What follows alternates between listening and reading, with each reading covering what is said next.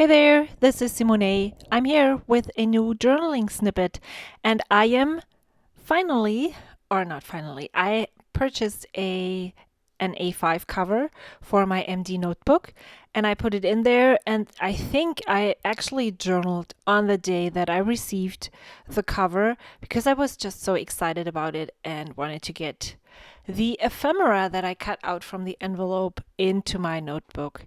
This is the envelope or part of the envelope that the Hobonichi box came in. If you haven't seen my unboxing video, I actually didn't purchase a planner for myself this year. I just purchased covers for the notebooks that I'm using because I am using this A5 notebook as a journal. However, I haven't journaled in a long time. I kind of feel bad, and sometimes I get comments on my videos saying, "Well, don't you just make time for it if it's so important for you?" It's just, I really don't know. Sometimes interests change, and when you have more than just one hobby, and you want to work on all the different things, just one has to be on the back burner for a while, and that's what's happening right now, and I am totally okay with that. I don't want to make myself feel guilty for not journaling or be doing some of the things that I do creatively, like knitting, crocheting, scrapbooking, journaling. Planning is kind of a hobby too. um, and because I do something else. And even though I really, really enjoyed journaling every day in the month of September, I kind of fell behind, and that is just not a great feeling. So I have been toying with the idea to get a Hobonichi A5 for because then I wouldn't have to date it.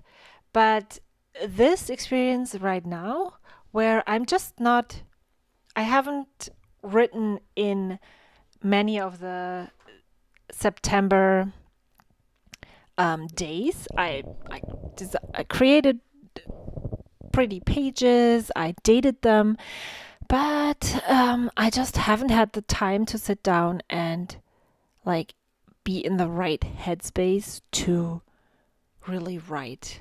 And that's exactly what I want to do. And to be honest, I don't have to write every single day about what happened. I love to use journaling for the things that occupy my mind, for the things that I just can't deal with without writing about them, so that I can get them out of my system.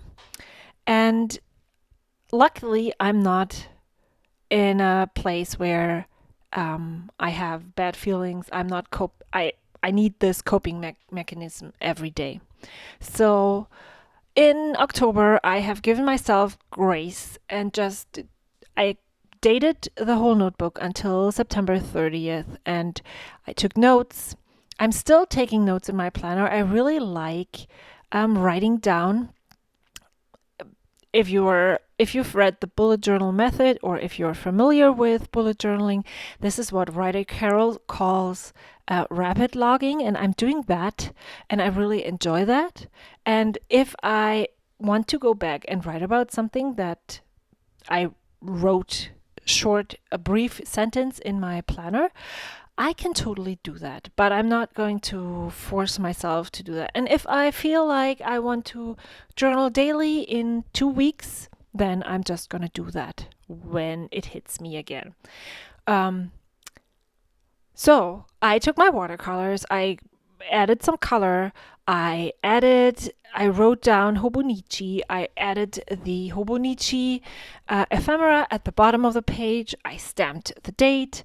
Now it needs to dry, and I waited a little bit until everything was dry, and then I decided that I did not like the way the washi tape looked on this ephemera, and I pulled out some other ephemera from or actually stickers and stuff from my box of happiness.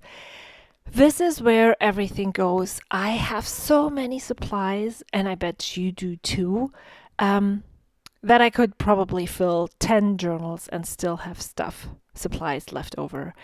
And since I don't want them to be too overwhelming, I often take a box of something that I can put on my table and just pull out an assortment and try to get that into my notebook over the course of 1 or 2 weeks. Well, right now, nothing is happening, but yeah, over the course of some time. And then I go back in there and then I look at everything and decide, do I want to put this back into my stash, back where it belongs?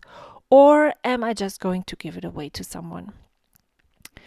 And yeah, and I have actually 4 Happy Mail envelopes sitting right next to me that I need to address and send off to some friends that if you've been watching my videos for a while, you might have seen me or heard me say that shoot me a message and I'll send you a Happy Mail envelope.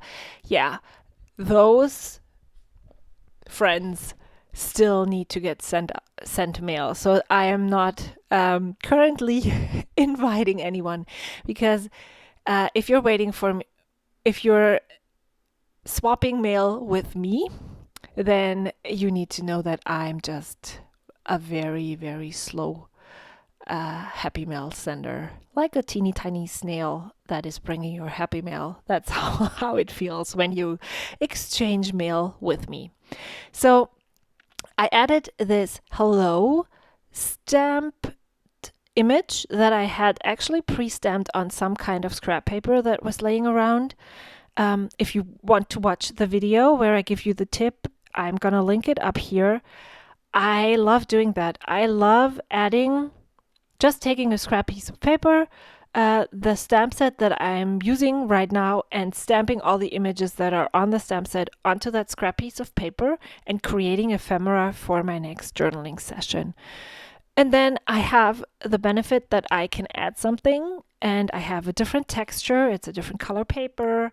It has edges, and it just feels great to have that in my journal. And also, if your paper isn't holding up to the ink well, then you can omit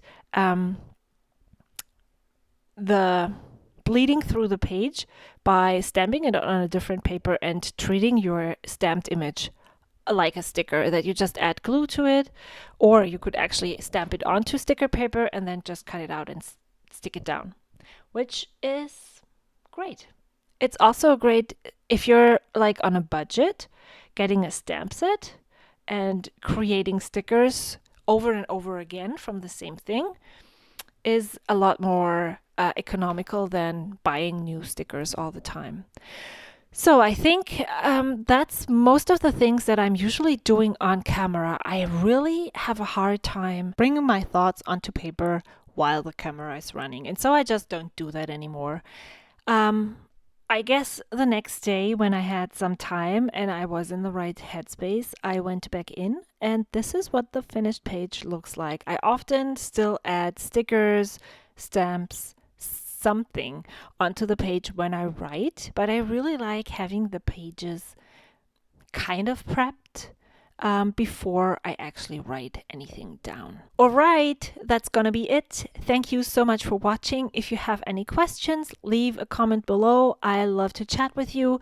There's a couple of videos on screen right now. Don't forget to follow me on Instagram and subscribe to my channel if you like what you saw.